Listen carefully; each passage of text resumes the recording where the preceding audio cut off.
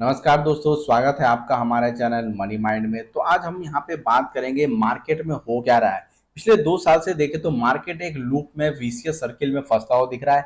एक के बाद ऐसे यहाँ पे सिचुएशन डेवलप होते हुए दिखे जो मार्केट को नीचे लाता हुआ दिखा। और मार्केट अगर देखे तो अपने जो हाई बनाया था पिछले एक जो 2 साल में, उस लेवल के पास तो एक बार पहुंचा, लेकिन उसको यहाँ पे क्रॉस नहीं कर पाया। कुछ न्यू हाई यहाँ पे बड़ा हाई बनाया नहीं बना पाया। और इस बीच देखें तो यहाँ पे स्टॉक वाइज अगर भी देखें तो यहाँ पे स्टॉक वाइज 40 से 50% की गिरावट हुई अच्छे अच्छे क्वालिटी के स्टॉक में। अगर यहाँ पे देखें तो एक के बाद ऐसे सिचुएशन बनते गए जो मार्केट को यहाँ पे जो अभी करंट यहाँ पे मार्केट की पोजीशन है उसको यहाँ पे लाने में काफी इंपॉर्टेंट रोल था। अगर यहाँ पे शुरुआत करें गिरावट की, तो 2024 का जो लोकसभा इलेक्शन हुआ था उसके रिजल्ट के बाद मार्केट में गिरावट शुरू हुई, लेकिन उसको थोड़ा बहुत उसके बाद रिकवरी भी आ चुका था। लेकिन उसके बाद यहाँ पे फिर से मार्केट में गिरावट हुई और उसका रीजन बना यहाँ पे मार्केट में जिस तरह से वैल्यूशन था वो रीजन बना कि हाई वैल्यूशन हो चुका है मार्केट में, इस वजह से गिरावट हो रही है। उसके बाद फिर भी गिरावट का सिलसिला जारी रहा। फिर बताया कि जो कंपनी के अर्निंग्स है, प्रॉफिट ग्रोथ है, वो नहीं हो रहा है, इस वजह से मार्केट में गिरावट हो रही है। उसके बाद फिर भी गिरावट यहाँ पे नहीं रुका। उसके बाद बताया कि एफ यहाँ पे माल बेच रहे हैं, इस वजह से यहाँ पे बड़ी गिरावट हो रही है मार्केट में। एफ क्यों माल बेच रहे हैं, तो एफ को यहाँ पे और भी चीपेस्ट मार्केट और भी यहाँ पे जो इमर्जिंग मार्केट है वहां पे दिख रहा है, इसलिए वहां पे इन्वेस्टमेंट कर रहे हैं इंडिया से पैसा निकाल के। एक बड़ा इशू आया तो एफ की यहाँ पे सेलिंग जारी रही। उसके बाद यहाँ पे बताया गया कि जो रेट कट होने वाला है उसके बाद मार्केट यहाँ पे ऊपर जा सकता है, वैसा हुआ भी नहीं। उसके बाद यहाँ पे ट्रम्प प्रेसिडेंट बनते हैं, उसके बाद वहां पे ग्लोबली काफी टैरिफ लगता है, इंडिया पे भी टैरिफ उसका आता है, उसका इम्पैक्ट यहाँ पे मार्केट को देखने को मिला। उसके बाद बात करें तो मिडिल ईस्ट में यहाँ पे वॉर शुरू हुआ, उसका इम्पैक्ट देखने को मिला। ऑयल प्राइसेस बढ़ते गए, ग्लोबल सप्लाई चेन है वो डिस्टर्ब हुआ, स्टेट ऑफ हॉर्मुज की वजह से वो यहाँ पे डिस्टर्ब हुआ। उसका यहाँ पे जो इम्प्लीकेशन है वो देखने को मिला, इन्फ्लेशन बढ़ा, उसका इम्पैक्ट देखने को मिला। जो रेट हाइक होने की पॉसिबिलिटी बढ़ गई यहाँ पे, और जो कमोडिटी के प्राइसेस जिस तरह से फ्लक्चुएट होते गए वो काफी यहाँ पे मार्केट को प्रभावित करते हुए दिखे। उसके बाद देखे तो इंडियन रुपीज जो है वो काफी डेप्रिसिएट हुआ, वो यहाँ पे काफी इम्पैक्ट डाला, और उसके वजह से भी एफ की सेलिंग और बढ़ गई। ये सारे कंडीशन को देखते हुए देखे तो पिछले 2-3 साल में काफी एक से एक बढ़ के सिचुएशन आते गए और मार्केट का जो कंडीशन है वो काफी खराब रहा। पिछले 2 साल में देखे तो कोई बड़ा इन्वेस्टमेंट, कोई बड़ा रिटर्न यहाँ पे मार्केट में देखा ही नहीं गया।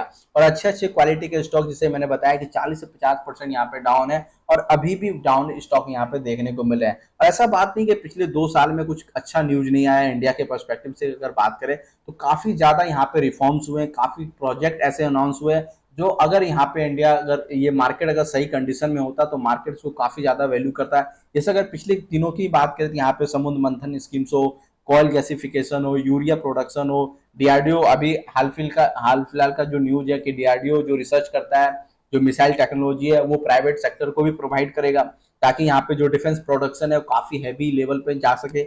इसरो का जो रिसर्च है वो प्राइवेट सेक्टर को यहाँ पे हेल्प कर सकता है, प्राइवेट इंडस्ट्री, स्टार्टअप, एमएसएमई, इसको यहाँ पे जो इसरो है ऑफर कर सकती है टेक्नोलॉजी, वहाँ पे हेल्प कर सकता है। उसके बाद देखें तो कई सारे कंट्री के साथ इंडिया का यहाँ पे फ्री ट्रेड एग्रीमेंट भी साइन हुआ जो कि काफी बेनिफिशियल है। उसके बाद देखें तो इन सारे चीजों के बावजूद भी जिस तरह से यहाँ पे इन्फ्लेशन बढ़ा, जिस तरह से ऑयल सप्लाई का यहाँ पे डिस्टर्बेंस हुआ, उसके बावजूद भी हमारी जो इकोनॉमी काफी रेसिलियंट यहाँ पे बनती हुई दिखी।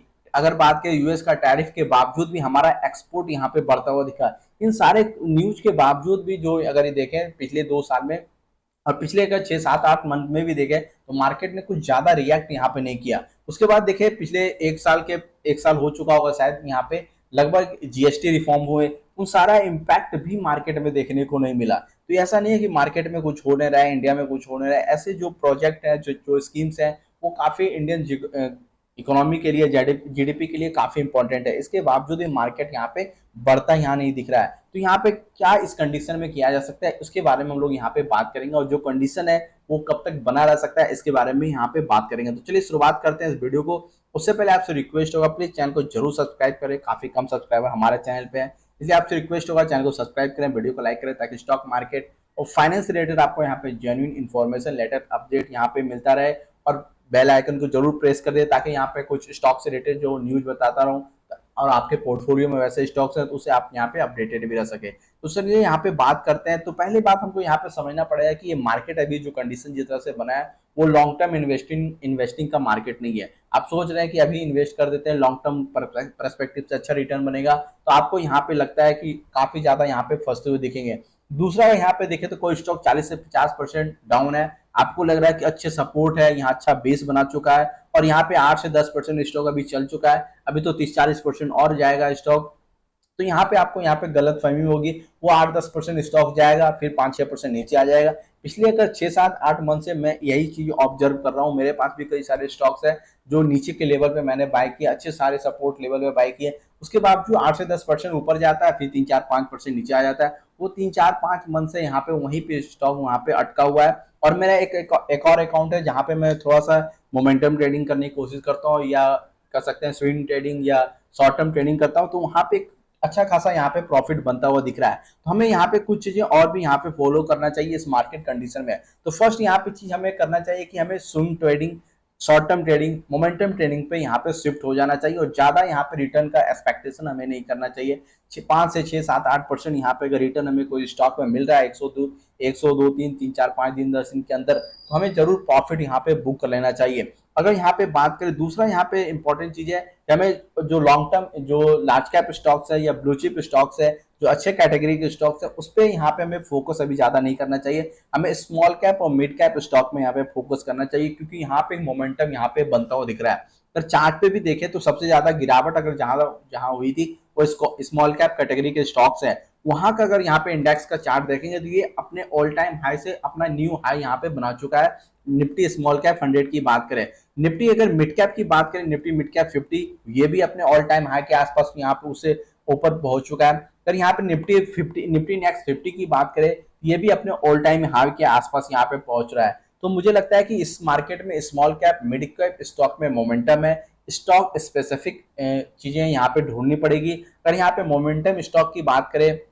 स्विंग ट्रेडिंग स्टॉक की बात करें, तो आपको यहाँ पे कम से कम डेली 50-100 स्टॉक्स को यहाँ पे चार्ट को एनालाइज करना पड़ेगा। उससे 10-12 स्टॉक्स आपको यहाँ पे पिक करने पड़ेंगे और 50-60 स्टॉक को हमेशा यहाँ पे अट्रैक्ट करना पड़ेगा कहाँ पे क्या बन रहा है। और अच्छे चार्ट वाले स्ट्रक्चर वाले स्टॉक्स को यहाँ पे आप अपने पोर्टफोलियो में रखें, अपने वॉच लिस्ट में रखें, और वहाँ पे कोई मोमेंटम बनता है तो उसको ट्रेक यहाँ पे करने की कोशिश करें। और यहाँ पे 5-7% का मूव आपको अगर मिल जाता है तो काफी यहाँ पे मोर देन इनफ हो सकता है। और अगर यहाँ पे बात करें कि मैं ये सब चीजें अभी इसलिए बता रहा हूँ कि यहाँ पे अभी टाइम है अच्छा कैपिटल बिल्ड करने का। अगर यहाँ पे अगर देखें जिस तरह से कंडीशन मार्केट की बनी है, तो ऐसा तो नहीं है कि हमेशा रहेगा, लेकिन मुझे लगता है ये 2 से 3-4 मंथ यहाँ पे जरूर ऐसा ही कंडीशन रह सकता है। और इस कंडीशन में अगर देखें तो अगर 3-4 मंथ में आप अच्छा यहाँ पे कैपिटल बिल्ड कर लेते हैं, थोड़ा थोड़ा यहाँ पे प्रॉफिट बुक करके 2 से 3%, 4 से 5% करके प्रॉफिट अगर यहाँ पे बुक करते हैं, तो आपका 3-4 मंथ में एक अच्छा कैपिटल बिल्ड हो जाएगा। तो फिर आप यहाँ पे एक लॉन्ग टर्म परस्पेक्टिव से यहाँ पे स्टॉक यहाँ पे बाय कर सकते हैं,